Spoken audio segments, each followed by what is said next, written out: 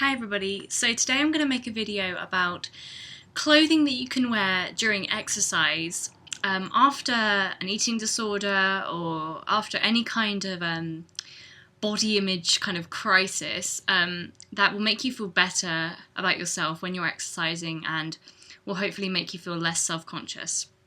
So I'm just going to start off by firstly showing you my running shoes, which actually have really nothing to do with whether you're self-conscious or not. You do have to invest in a good pair of running trainers. Well, depending on what sport you're trying to do. My chosen sport is jogging/running. And these are my trainers at the moment. They are the Asics Gel Kano 16s. And I bought these, well, my boyfriend bought me them last year. And yeah, I love them. They're extremely comfortable. They're extremely well reviewed. I think Asics are considered to be pretty high up there with the best of the running shoe brands. So my whole family wear Asics and they are marathon runners. So I would recommend them, I suppose. Okay, the next things I'm going to show you are, well, the socks I wear are these little things, which are like trainer socks, which also have really nothing to do with whether you're self-conscious about running or not. Obviously, if you want to elongate your legs, it's probably better to wear short trainer socks rather than like long, sort of like Pippi Longstocking style socks, which just won't look very good. Okay, so for tops, let's say, it's quite important that you don't feel like any fabric is really tight on you. I remember I used to run in quite tight tank tops, but I would find that during my run I would be like trying to like pull them down because they would always ride up, and I would occasionally feel quite self-conscious about like my belly if I felt a little bit sort of chubbier that day, let's say. So I think a loose top is a really good way to go. And one I've been wearing recently is this one, which I got from misguided.co.uk. And it is this, and it's basically just an American flag tank top. And I must say I love it. It's very light, it's sleeveless of course, it's got a racer back which goes well with my bra. And yeah, generally this is like a really good top. I think anything like this is good because it's still funky and stylish, if that's one of your requirements for when you're exercising in public. And yeah, generally it's just really good. So that's the first thing. Another top I often wear is this one, which I got from H&M in Germany about 2 years ago. I don't even know what size this is. I think it's a size like huge, because it's absolutely huge. And it's just this top with its sparkly skull. And I love running in this. It's so light, so breezy.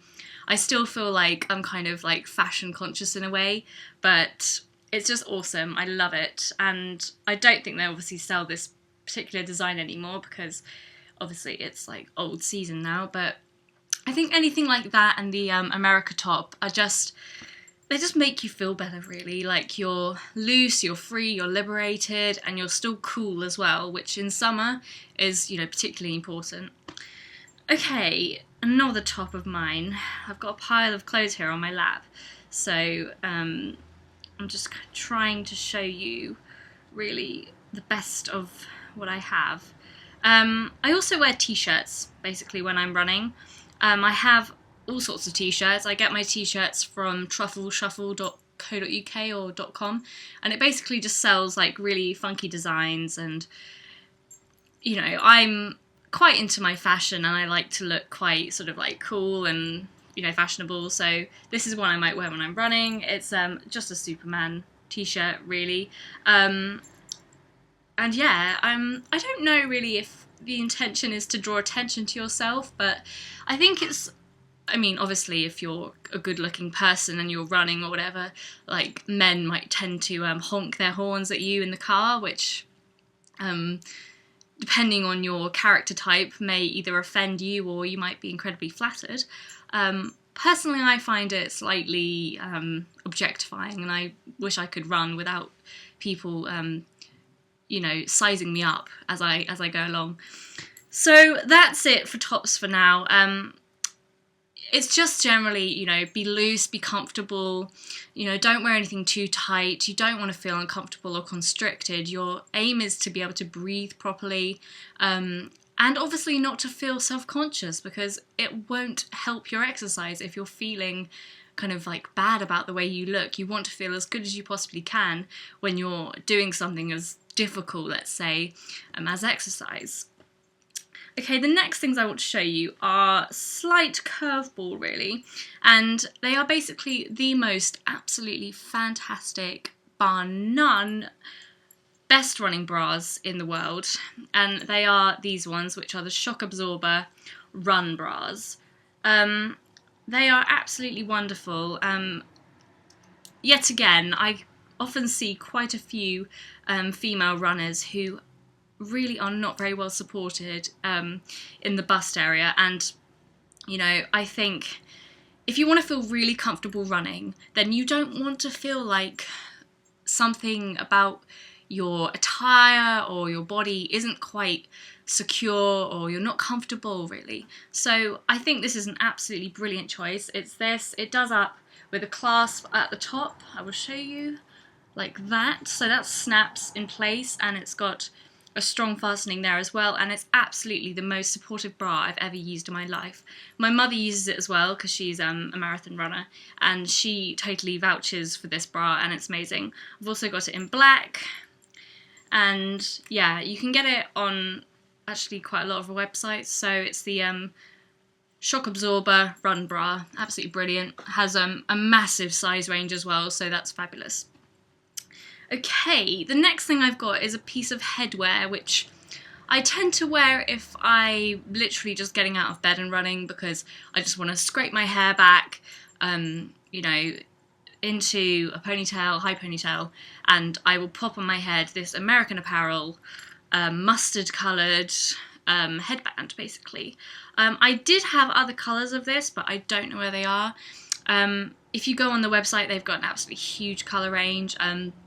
I just find this is quite good if you're having a really bad hair day and you still want to go out for your jog or your run, you know, and you might not usually wear your hair in like a scrape back style. This is a really good way of accessorizing, which makes you feel just a little less self-conscious, basically, and maybe a little more fashion conscious as you're running. So I would really recommend these. I actually run in my sunglasses as well. I have a pair of Pradas, which are really dark and like cover most of my face, so you know, it shields me from the sun, and it's really good like that. And yeah, just I would really recommend that. But if you obviously don't want to wear sunglasses, you don't have to, of course. I just actually think it helps with anonymity as well. I live in a place where quite a lot of people know me, so it's good to try to be as sort of incognito as possible. Okay, now for the most tricky part, really. I think choosing your leg wear for running is actually probably the hardest thing to get right, and it's probably what most of us find the most self-consciousness provoking, really. For